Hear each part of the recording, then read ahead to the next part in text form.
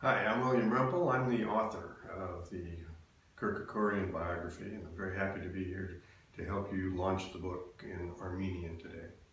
Um, the Kerkorian biography was more of a challenge than I expected, in that finding out that what such a private man he was.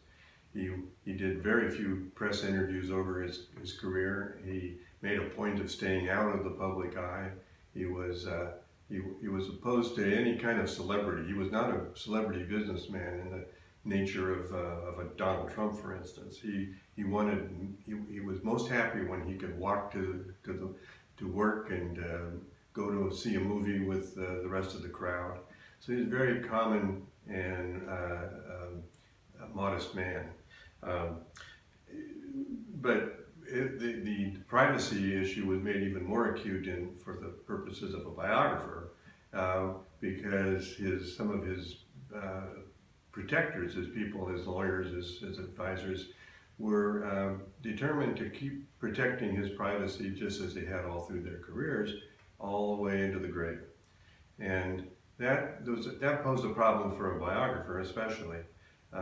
In that his story was such a big story, such an important story. His legacy was so inspiring, and it was just such a good story that it had to be told. It did not deserve to be buried with him.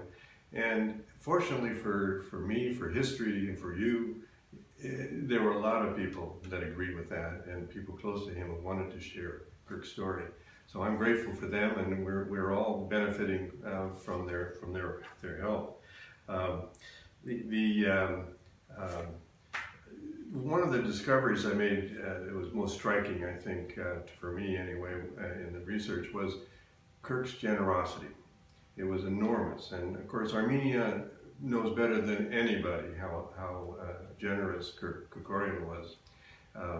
Most people don't, because for most of his career, his charity was anonymous. He made a point of keeping it very private. In fact, he wouldn't give money to anyone without them agreeing that they would keep secret the source of the gift.